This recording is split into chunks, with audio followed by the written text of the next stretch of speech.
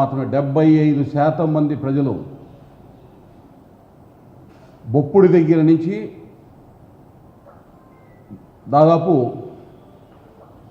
చిలకలూరుపేట దాటి గణపవరం కూడా దాటి ఎడ్లపాడు వరకు కూడా రహదారులు మొత్తం కూడా వాహనాలు ఎవరైతే ఈ సభకి రావాలని అనుకున్నటువంటి తెలుగుదేశం పార్టీ, భారతీయ జనతా పార్టీ, జనసేన కార్యకర్తలతో పాటు ప్రజలతో నిండిపోయింది. అదే తరహాలో బొప్పుడి సభ దగ్గర నుంచి గుంటూరు వైపు రహదారి కూడా ఒక 8 కిలోమీటర్ల వరకు ఇదే పరిస్థితి. కార్యకర్తలతోటి, ప్రజలతోటి సమరోత్సాహంతో హాజరైనటువంటి ప్రజలు, పార్టీ శ్రేణులు, 3 పార్టీల శ్రేణులు చాలా బ్రహ్మాండంగా వాళ్ళ కథన రంగంలో సమరోత్సవంతో ఎన్నికల్లో విజయం సాధించే దిశగా అడుగులు వేయటం స్పష్టంగా కనపడింది. వేదిక వెనక అమరావతి వైపు 5 కిలోమీటర్ల వరకు కూడా ప్రజలతోటి నిండిపోయినటువంటి పరిస్థితి, వాహనాలతోటి రద్దీతోటి నిండిపోయినటువంటి పరిస్థితి.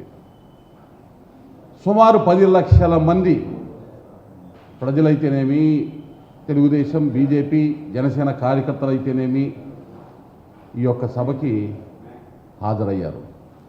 అతిపెద్ద ఘన విజయం. ఎందుకంటే పదే నిన్న వైసీపీ ప్రతినిధి ఒక ఆయన వచ్చి 4 సిద్ధం సభలు జరిపాము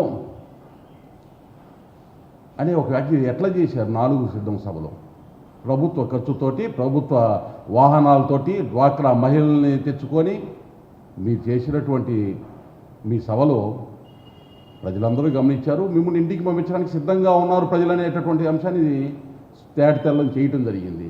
గతంలోనే చెప్పాం.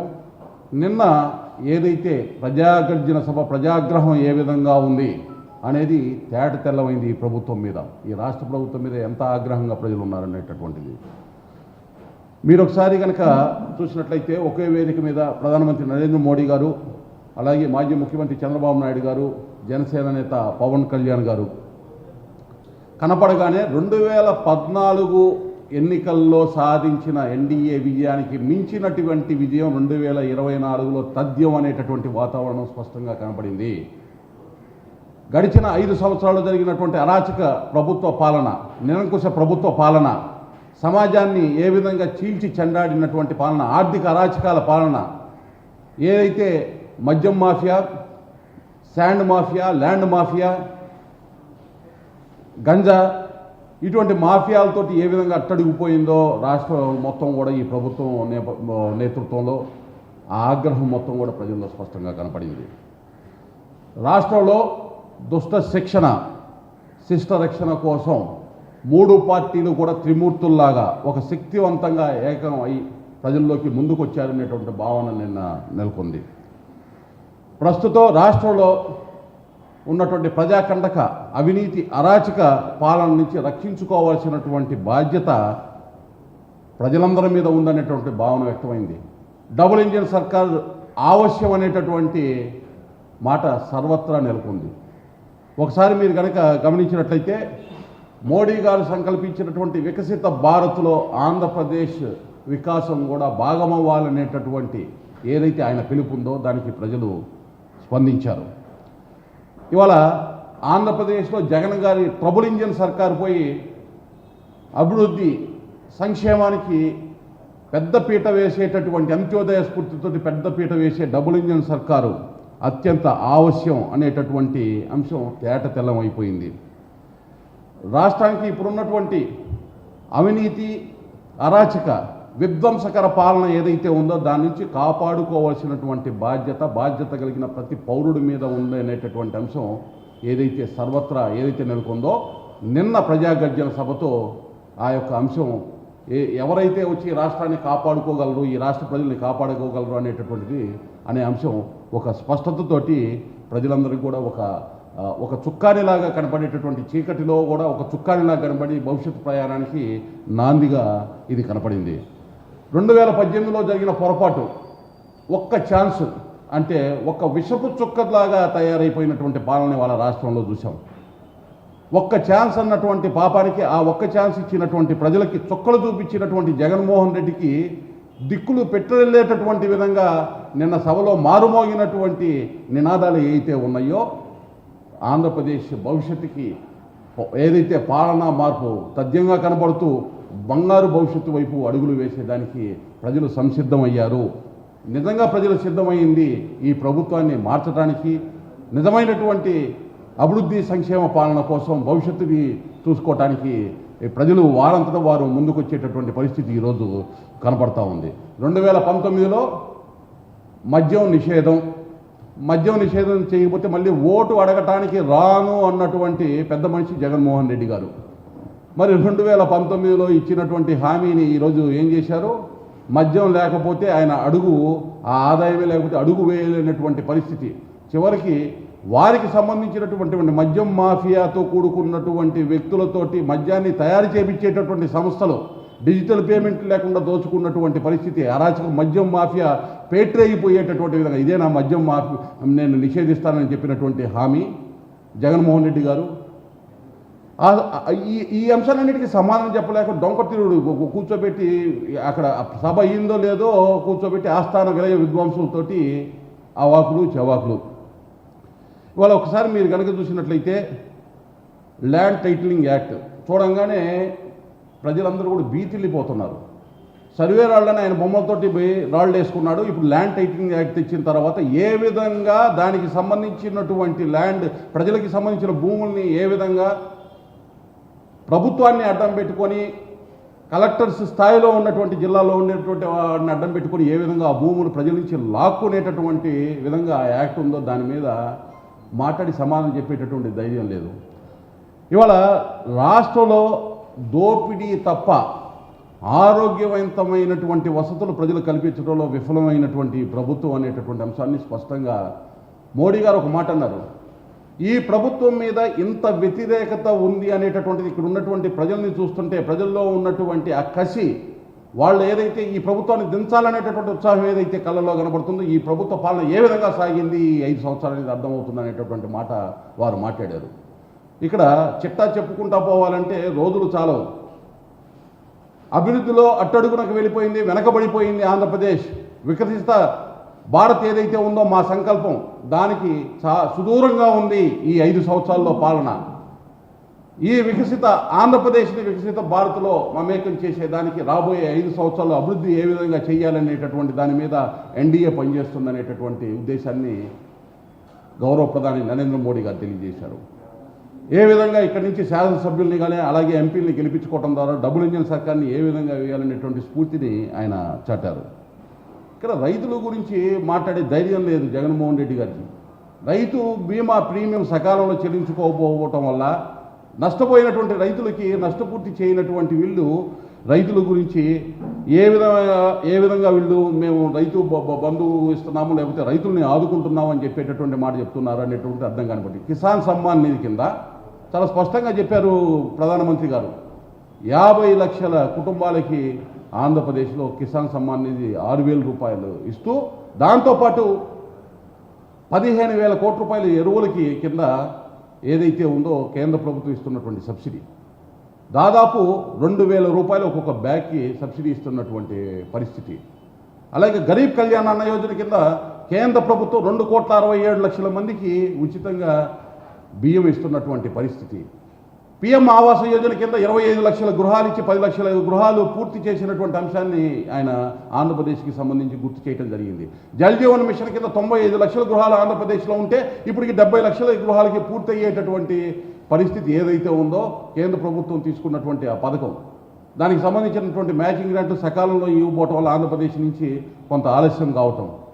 అదేవిధంగా రైల్వేలు అలాగే ఏదైతే రోడ్లకి సంబంధించినటువంటి రహదారులకి సంబంధించినటువంటి అంశంలో భూమి సకాలంలో ఇవ్వకపోవటం, మ్యాచింగ్ గ్రాంట్లు ఇవ్వాల్సింది సకాలంలో ఇవ్వకపోవటం వల్ల అభివృద్ధి ఏ విధంగా కుంటుపడింది అనేటటువంటి అంశాన్ని మనం ఇవాళ ఏదైతే ప్రధానమంత్రి గారు అభివృద్ధిలో వెనకబడినటువంటి ఆంధ్రప్రదేశ్ గురించి ప్రస్తావించినప్పుడు ఈ అంశాలన్నీ కూడా మన మనసులో స్ఫురించక తప్పదు. అదేవిధంగా ఒకసారి కనుక మీరు చూసినట్లయితే ఉత్తరాంధ్ర ఏదైతే భవిష్యత్తులో అభివృద్ధి చెందాలంటే మా మేనిఫెస్టోకి సంబంధించినటువంటి అంశాల్లో కూడా ఉత్తరాంధ్రాని ఆర్థిక రాజధానిగా ఏదైతే అమరావతి ఏదైతే పూర్తి స్థాయి రాజధానిగా ఇక్కడ కేంద్ర ప్రభుత్వ సంస్థలు ఏవైతే భూములు కొనిందో ఆ భూములకి స్థలాలకి దారులు కూడా చూపించకుండా భూముల్ని కేంద్ర ప్రభుత్వానికి అప్పచెప్పకుండా ఆలస్యం చేసి అభివృద్ధిని అడ్డుకున్నటువంటి ఈ రాష్ట్ర ప్రభుత్వానికి చరమగీతం పాడిన తర్వాత ఎన్డీఏ నేతృత్వంలో ఆ భూములు మొత్తంలో కూడా ఆ ప్రభుత్వ రంగ సంస్థలను కట్టి చూపిస్తాం అనేటటువంటి భావన ఆయన చెప్పిన అభివృద్ధిలో ఇది చాలా కీలకమైన అంశం. పోలవరం గురించి మాట్లాడారు నిన్న. పోలవరం గురించి మాట్లాడేటప్పుడు గతంలో ఉన్నటువంటి 2019 వరకు ఎన్డీఏలో ఉన్నటువంటి ప్రభుత్వం హయాంలోనే 72% పోలవరం నిర్మాణ పనులు పూర్తయినాయి. ఈ 5 సంవత్సరాలు ఎంత అయినాయి? మీ ప్రాధాన్యతలు మారిపోయినాయి, ప్రభుత్వ ప్రాధాన్యతలు మారిపోయినాయి. పోలవరం వద్దు, అమరావతి వద్దు, అభివృద్ధి వద్దు. మీ ప్రాధాన్యతలు దోచుకోవటం, దాచుకోవటం, అవినీతి చేయటము, అడుగడుగున అణువణువున మీ ప్రజాప్రతినిధులతో అవినీతి చేపించుకుంటూ మీరు అవినీతిలో మునిగిపోయినటువంటి పరిస్థితి జగన్మోహన్ రెడ్డి గారి పాలనలో. ఇక అభివృద్ధి అనేటటువంటి ఆనవాళ్ళు ఈ రాష్ట్రంలో ఎక్కడ కనపడతాయి? ఏం మాట్లాడుతున్నారంటే, మరొక వైపు రాయలసీమలో హైకోర్టుకు సంబంధించినటువంటి మాట మాట్లాడారు. మేము హైకోర్టుకి కమిట్ అయి ఉన్నాం. జగన్మోహన్ రెడ్డి గారు చెప్పండి బయటకు వచ్చి ఏం అఫిడవిట్ వేశారు సుప్రీంకోర్టులో కర్నూలు హైకోర్టుకి సంబంధించి? మేము తరలించడం లేదు, అటువంటి అంశం ఏది పరిశీలన లేదని నిస్సిగ్గుగా మీరు అఫిడవిట్లో వేసి వచ్చి ఇప్పుడు ప్రజల్ని ప్రాంతాల వారీగా రెచ్చగొట్టేటటువంటి ప్రయత్నం చేస్తారా?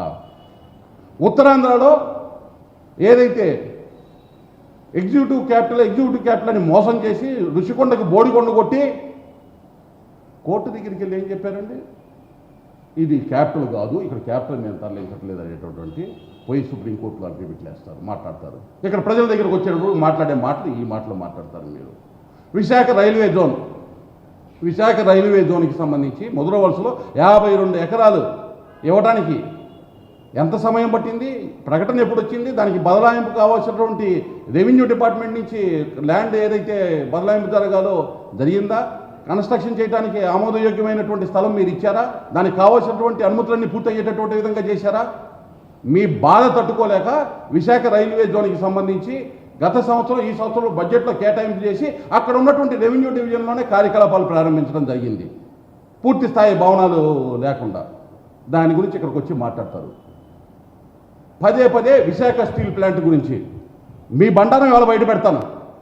విశాఖ స్టీల్ ప్లాంట్ భూముల్ని, ఆ 20,000 ఎకరాలు పైగా ఉన్నటువంటి భూముల్ని మొత్తం కూడా కొట్టేయాలని మీరు ప్రయత్నం చేయలేదా?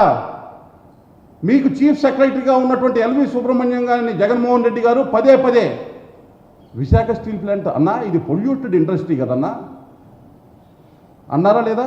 కేంద్ర ప్రభుత్వం పొల్యూషన్ కంట్రోల్ బోర్డు దగ్గర నుంచి ఇది పొల్యూషన్ లేకుండా ఉండే విధంగా నియంత్రణ చర్యలతో నడబడుతున్నటువంటి సంస్థ అనేటటువంటి సర్టిఫికెట్ని ఎల్వి సుబ్రహ్మణ్యం గారు మీకు దాఖలు పరిచారా లేదా?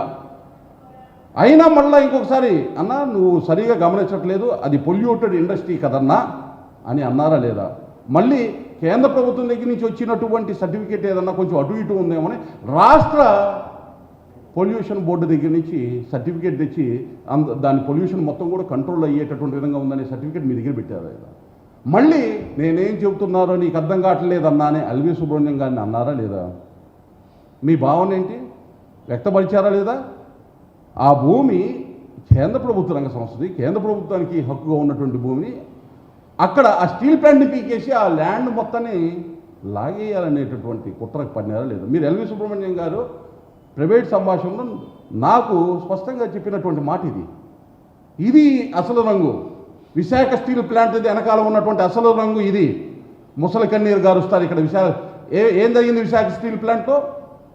ఏ విధంగా అయినా కూడా అక్కడ ఉండేటటువంటి ఉద్యోగస్తులకు కానీ ఆ సంస్థకు కానీ ఏటువంటి ఇబ్బంది కలగకుండా ఆ సంస్థని లాభాల పాటలో నడపాలి.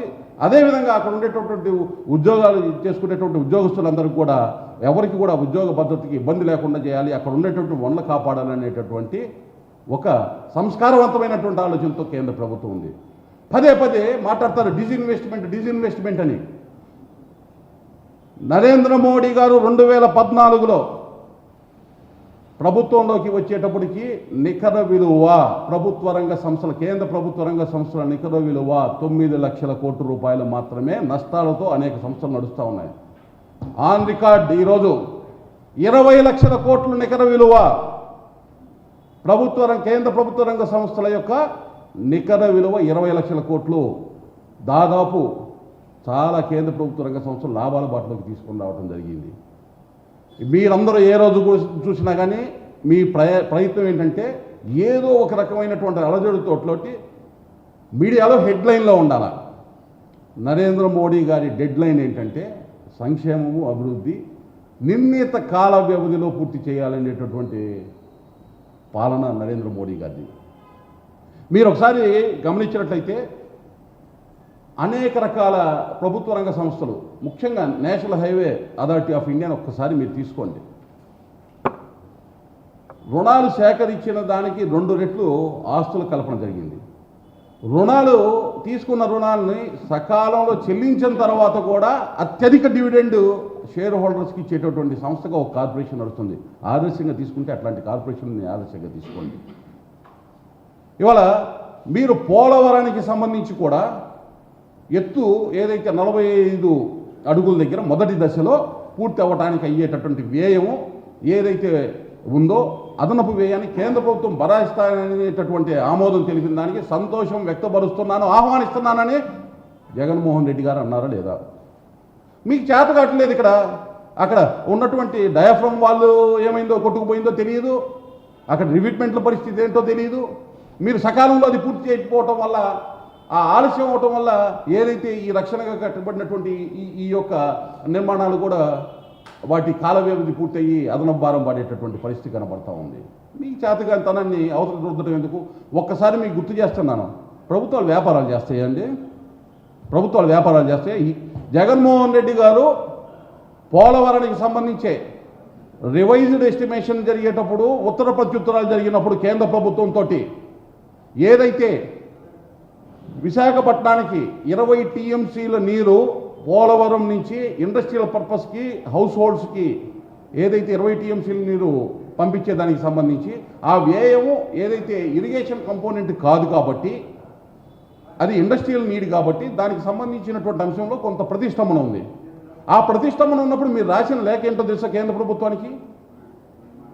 దాని మీద వచ్చే భవిష్యత్ ఆదాయం మీరే తీసుకొని ఆ వ్యయం మీరు భరాయించండి. అసలు ఎవరైనా మైండ్ ఉండేవాళ్ళు వ్యయం భరాయించమని అడగటంలో తప్పులేదు, ఎవరైనా అడుగుతారు. దాని మీద వచ్చే ఆదాయం తీసుకొని వ్యయం భరాయించండి అంటే ప్రభుత్వాలు వ్యాపారాలు చేస్తే ఇదే రాశారు రిప్లై కేంద్ర ప్రభుత్వాలు వ్యాపారాలు చేయవు నాయన, ప్రభుత్వం ఎట్లా నిర్వహించాలి, ప్రభుత్వ బాధ్యతలు ఏ విధంగా ఉండాలనేది తెలుసుకోవాలా మీరు. మీకు వచ్చేటటువంటి ఆ రెవెన్యూని మేము తీసుకొని ఆ ఖర్చును భరాయించేటటువంటి సిస్టమ్ అనేటటువంటిది వ్యవస్థల్లో ఉండవు. మీరు ఏదో ఇది భారతీయ సిమెంటో లేకపోతే మీ యొక్క మీడియా ఛానల్కి సంబంధించిన వ్యాపార సంస్థల్లాగా మీరు దీన్ని చూడొద్దు అనేటటువంటి విధమైనటువంటి అంశాన్ని ప్రశ్నించే విధంగా రిప్లై ఇచ్చారు. ఒకసారి ఆ లెటర్లు తీసుకొని చూడండి. మీరు ఏ విధంగా పోలవరానికి సంబంధించినటువంటి అంశాలు మాట్లాడేటప్పుడు వాస్తవాలు ఒకటి మాట్లాడుకుంటా పోతే చాలా అంశాలు ఉన్నాయి. ఇట్లాగా మీరు చేయటం చేతగాక అక్కడ ఉన్నటువంటి మీ మంత్రులు ఎవరో కూడా ఏ శాఖ ఏ మంత్రులు కూడా అర్థం కానటువంటి పరిస్థితి, ఆ మంత్రి ఏం మాట్లాడతాడో తెలియనటువంటి పరిస్థితి, అవినీతి గురించి నేరుగా వచ్చి నేను తీసుకుంటానని చెప్పేటటువంటి వాళ్ళని కూర్చోబెట్టే పోలవరం ఎక్కడ నడుస్తుందయ్యా ముందుకి? ఎక్కడ నడుస్తుంది? మీరే మీ మంత్రులే అప్రూవ్ చేసేస్తున్నారు కదా, బహిరంగంగానే మాట్లాడుతున్నారు కదా. ఒక్కసారి మీరు కనుక చూసినట్టయితే ఇంకొకటి ఏంటి, విభజన చట్టంలో ఉన్నటువంటి ఆ పోర్ట్, సీ పోర్ట్ ఏదైతే ఉందో దుగ్గరాజపట్నం పోర్టు, ఆ రోజు ఎంపీగా ఉన్నారు జగన్మోహన్ రెడ్డి గారు, మర్చిపోవద్దు మీరు. ఆ మాత్రం జ్ఞానం లేదా, విజ్ఞానం లేదా? ఆ రోజు ఏదైతే దుగ్గరాజపట్నం పోర్టు దగ్గర శ్రీహరికోట ఉంది, సాంకేతికంగా ఇది ఇబ్బంది అవుద్ది అనేటటువంటి కనీసం ఒక మాట మాట్లాడగలిగేటటువంటి శక్తి కూడా లేని శక్తిహీనుడైనటువంటి ఎంపీగా ఆ రోజు ఉన్నారా లోపల మీరు? సరే, తర్వాత వచ్చినటువంటి 2014 తర్వాత వచ్చినటువంటి ప్రభుత్వం ఏదైతే ఉందో, కేంద్రంలో ఉన్నటువంటి ప్రభుత్వం ఎన్డీఏ ప్రభుత్వం, రాష్ట్రంలో ఉండేటటువంటి ఎన్డీఏ ప్రభుత్వం ఆల్టర్నేటివ్గా అక్కడ సాధ్యాసాధ్యాలు కుదరనప్పుడు రామాయపట్నం పోర్టు అన్నప్పుడు రామాయపట్నం పోర్టుకి సంబంధించినటువంటి దస్త్రాలన్నీ కూడా కేంద్ర రాష్ట్ర ప్రభుత్వం నుంచి బయటికి వెళ్తే ప్రభుత్వం, మీకు తెలుసు రాజకీయ కారణాల వల్ల వచ్చినటువంటి మార్పుల వల్ల ప్రభుత్వం మారింది. ఏం చేశారు? ప్రైవేటు పరం చేశారు మీరు. అది రాష్ట్ర ప్రభుత్వం ఆధ్వర్యంలో కేంద్రంతో కలిసి చేసుకోవాల్సినటువంటి పోర్టుని మీరు ప్రైవేట్ పరం చేశారు. గుడ్, ప్రైవేట్ పరం చేసినా ఏది చేసినా కానీ దానికి ఇచ్చినటువంటి అనుమతులు ఎక్కడి నుంచి వచ్చినాయి? దానికి కావాల్సినటువంటి మౌలిక సదుపాయాలు మచిలీపట్నం పోర్టుకి కానీ రామాయపట్నం పోర్టుకి కానీ ఎక్కడి నుంచి కేంద్ర ప్రభుత్వం దగ్గర నుంచి ఎంత స్పీడ్గా అనుమతులు ఇస్తే మీరు ఇప్పుడు అక్కడ పనులు చేయగలుగుతున్నారు? రామాయపట్నంకి నేను స్వయంగా వెళ్ళాను, ఒక 15 రోజుల క్రితం నిజంగా బాగా జరుగుతున్నాయి పనులు, చాలా బాగా చేస్తున్నారు, అక్కడ చాలా వేగంగా జరుగుతుంది, ఒప్పుకొని తీరాలి. అయితే ఎట్లా జరుగుతున్నాయి? అక్కడికి వెళ్ళి క్షేత్రస్థాయిలో పరిశీలించే కేంద్ర ప్రభుత్వం ఇచ్చినటువంటి అనుమతులు ఏంటి, రావాల్సినటువంటి అనుమతులు ఏంటి, ఆ అనుమతులు ఎంత వేగంగా అవుతున్నాయి, ఎప్పుడు లోపల పూర్తి అవుతున్నాయి చెప్పండి బయటకు వచ్చి. ఇవాళ ఏదైతే మీ అరాచక పాలన, మీ అభివృద్ధి నిరోధక పాలన, ప్రజా కంటక పాలన సాగుతుంటే దానికి చరమగీతం పాడాలని వస్తే వేరే వేరే అంశాలని తీసుకొచ్చి మీరు కనెక్ట్ చేస్తున్నారు. ఒకటి గుర్తుపెట్టుకోవాలి జగన్మోహన్ రెడ్డి గారు, గతంలో ఎన్నో మార్పులు జరగundొచ్చు, గతంలో ఎన్నో రకాల అంశాలు, అనేక అంశాలు రాజకీయ ప్రస్థానంలో జరిగి ఉండొచ్చు. ఇవాళ రాష్ట్రం ఉన్నటువంటి పరిస్థితుల్లో గతంలో మాట్లాడుకున్నటువంటి మాటలు, లేకపోతే గతంలో వ్యవహరించినటువంటి అంశాలు కూడా పక్కెళ్ళిపోతాయి. ముందు రాష్ట్రాన్ని కాపాడుకోవాలి. ఒక రాక్షసుడిని తొడమిట్టించాలంటే, రాక్షస పాలన చర్మగీతం పాడాలంటే అన్ని శక్తులు ఒకటి కావాల్సిందే. ప్రజాస్వామ్యాన్ని పరీక్షించుకోవాలంటే గతాన్ని తవ్వుకుంటూ, వర్తమానంలో గతాన్ని నెమరు వేసుకుంటూ, భవిష్యత్తుని అంధకారంలోకి నెట్టుకునేటటువంటి విధంగా విఘ్నులైనటువంటి బాధ్యులైనటువంటి ప్రజలు ఎవరు వ్యవహరించరు. అటువంటి వ్యక్తులు ఎవరు కూడా ఆ విధంగా వ్యవహరించరు. మీరు గతంలో మాట్లాడినటువంటి కొన్ని మాటలు చూపించి ఇప్పుడు దాని నుంచి ఏదో అటు ఇటు నడుపుకుందాం రాజకీయ వ్యవహారం అంటే కుదరదు. దానికి సంబంధించినటువంటి మాటలు కానీ, వాటికి సంబంధించి ఏ విధంగా మేము ఎవరితో ఏ విధంగా మాట్లాడాలి, ఏ విధంగా దానికి ప్రతిస్పందన ఏ విధంగా నడవాలనేటటువంటిది మేము చూసుకుంటాం. అది మీ దగ్గర నుంచి ముందు మీ తల్లి, మీ చెల్లి, మీ మీ మీ కజిన్ సిస్టర్, అలాగే వాళ్ళని చూసుకోండి, వాళ్ళని సముదాయించండి ముందు కరెక్ట్గా. వాళ్ళు మిగతా వాళ్ళ గురించి తర్వాత మాట్లాడదు, మిగతా విషయం తర్వాత మాట్లాడదు. ఇవాళ రాష్ట్రంలో కూడా మోడీ గారు చాలా స్పష్టంగా చెప్పారు. ఇవాళ ఏం నడుస్తుందంటే అన్నా చెల్లి మధ్యలో తల్లి, ఇది కదా. తల్లి కాంగ్రెస్, పిల్ల కాంగ్రెస్ నాటకం ఏదైతే ప్రజా వ్యతిరేక ఓటుని చీల్చేయడానికి అతిపెద్ద నాటకం, ఇది ఒక బూటకం. ప్రజలకు అర్థమయ్యేదని చెప్పారు నిన్న నరేంద్ర మోడీ గారు, చాలా స్పష్టంగా చెప్పారు. ఈ డ్రామా కూడా ఏంటంటే ఓటు డైవర్షన్ కావాలా, ఏదైతే ప్రజా వ్యతిరేకతతో ఉన్నటువంటి ఈ ప్రభుత్వంకి వ్యతిరేకంగా పడేటటువంటి ఓటుని ఏ విధంగా పక్కకి నెట్టాలి, దాన్ని ఏ విధంగా చేర్చాలి అనేటటువంటి ప్రయత్నం మీ దగ్గర జరుగుతూ ఉంది. ఇవాళ ఒకసారి మీరు గమనించినట్లయితే ఏ సందర్భాల్లో ప్రధానమంత్రి నరేంద్ర మోడీ గారిని పొగిడారు మీరు? ఏంటి అన్ని రాష్ట్రాలకి చేసేయే కదా, నాకు ప్రత్యేకంగా చేసేది ఏంటి? 10,000 కోట్లు 2014-15కి సంబంధించినటువంటి రెవెన్యూ లోటు నిధులు జేబులో వేసుకొని వచ్చావు కదా రాష్ట్రానికి. ఏ అభివృద్ధి పనికి వాడారు? ఆ 10,000 కోట్ల రూపాయలు ఇచ్చిన 10,000 కోట్లని డైరెక్ట్గా అడుగుతున్నాను, ఏ అభివృద్ధి కార్యక్రమానికి మీరు వాడారు? మీ పార్టీ కార్యకర్తల జేబుల్లోకి ఎవరెవరి జేబుల్లోకి వెళ్ళినాయి? ప్రభుత్వానికి ఇచ్చేటటువంటి ఇళ్ల స్థలాలకి సంబంధించిన దోపిడీలో వెళ్ళినాయా, లేకపోతే కాంట్రాక్టుల రూపంలో మీ వాళ్ళకి కట్టబెట్టినటువంటి వాటికి ఆ డబ్బుల్ని దోచిపెట్టేశారా? ఏమైంది? 10,000 కోట్ల రూపాయలు, రూపాయి 2 రూపాయలు కాదు. అరే డబ్బులు తెచ్చుకునేటప్పుడేమో మోడీ గారు ఆకాశాన్ని ఎత్తినటువంటి దాతృత్వ హృదయం కలిగినటువంటి వ్యక్తి అని చెప్పేటటువంటి జగన్మోహన్ రెడ్డి గారు ఒక్కసారి వచ్చి బొప్పుడి సభలో ఆంజనేయ స్వామి సమక్షంలో కోటపకొండ శివుని ఆశీస్సులతోటి 2 మాటలు మాట్లాడితేనే ఇంత తడబాటు, అంత గందరగోళం అయిపోయారు? అంత భయానకమైనటువంటి పరిస్థితుల్లోకి వెళ్ళిపోయారు? ఏమి అంత ఇబ్బందికరమైనటువంటి పరిస్థితుల్లోకి మీరు వెళ్ళాల్సినటువంటి అవసరం ఎందుకు వచ్చింది? ఇవాళ మీరు ఒక విషయాన్ని మీరు గమనించాలండి. బీజేపీ నేతృత్వంలో కేంద్ర ప్రభుత్వం ఏదైతే ఉందో ఎన్డీఏ డబుల్ ఇంజన్ సర్కార్ ఆంధ్రప్రదేశ్లో పోలవరాన్ని రాబోయే 2-3 సంవత్సరాల్లో పూర్తి చేస్తుంది. అమరావతి రాజధానిగా అక్కడ ఉన్నటువంటి ఏదైతే మాస్టర్ ప్లాన్ ప్రకారం అభివృద్ధి చేయాలో దాన్ని చేస్తుంది. కేంద్ర ప్రభుత్వ రంగ సంస్థలు ఏవైతే ఉన్నాయో భూములు ఉన్నారో వాటన్నిటిలో నిర్మాణాలు జరుగుతాయి. దాంతోపాటు ఉత్తరాంధ్రని ఆర్థిక రాజధానిగా అక్కడ భోగాపురం ఎయిర్పోర్టు, అది కూడా ఎన్డీఏ ప్రభుత్వం 2019 ముందు ఆమోదమైనటువంటిదే. ఇది భోగాపురం ఎయిర్పోర్టు దగ్గర నుంచి ఆర్థిక రాజధానిగా విశాఖపట్నాన్ని తీర్చిదిద్ది ఉత్తరాంధ్ర మొత్తాన్ని కూడా అభివృద్ధి ఏదైతే ఉందో ఒక నమూనాగా తీసుకొని ముందుకు వెళ్తాం.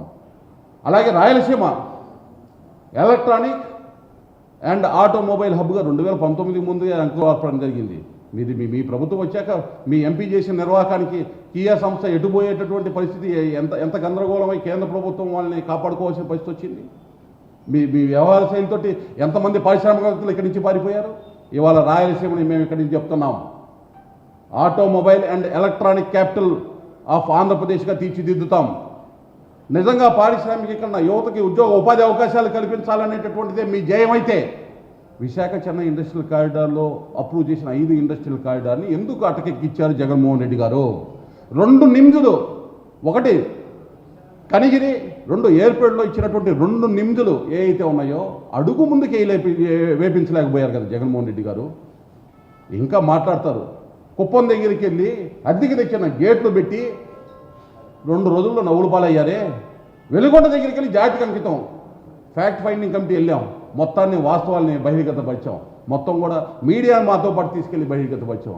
ఎన్ని రోజులు ఈ అభూత కల్పంతో అబద్ధాలతోటి ఈ విధంగా ప్రజల్ని మభ్యపెట్టేటటువంటి విధంగా మీరు వ్యవహరిస్తారనేటటువంటి అంశాన్ని నేను ప్రశ్నిస్తూ ఉన్నారు. అదేవిధంగా పంచాయతీ నిధులు అయితేనేమి, మద్యం దగ్గర డిజిటల్ పేమెంట్ లేకుండా చేసినటువంటి మీ అవినీతి కార్యక్రమాలు అయితేనేమి, అన్ని అంశాలు, మీ అరాచకాలు, అవినీతి చిట్టాలు మోడీ గారు మాట్లాడాలంటే రోజులు పడి అక్కడే ఆ మీటింగ్లో చెప్పాల్సినటువంటి పరిస్థితి. ఎన్ని అంశాలు చెప్పాలి? అందుకని ఆయన ప్రస్ఫుటంగా ఏం చెప్పాలంటే అభివృద్ధి అనేటటువంటి వెనకబడిందన్నారు. అభివృద్ధి ఎందుకు వెనకబడిందో మేము చెప్పడానికి ప్రతినిధులుగా మేము ఉన్నాం. మీ దగ్గర అరాచకాలు ఏం జరుగుతున్నాయో, మీ ప్రభుత్వం ఎందుకు మారాలో ఆయన చెప్పారు. వికసిత భారత్లో ఆంధ్రప్రదేశ్, వికసిత ఆంధ్రప్రదేశ్ని ఏ విధంగా చేయాలని చెప్పారు, అది ఏ విధంగా అవుద్దు అనేటటువంటిది మాకు ఆయన దగ్గర ఉన్నటువంటి సమాచారం ప్రకారం ప్రతినిధులుగా మేము ఇక్కడ చెప్పడానికి మేము ఇక్కడికి వచ్చాం.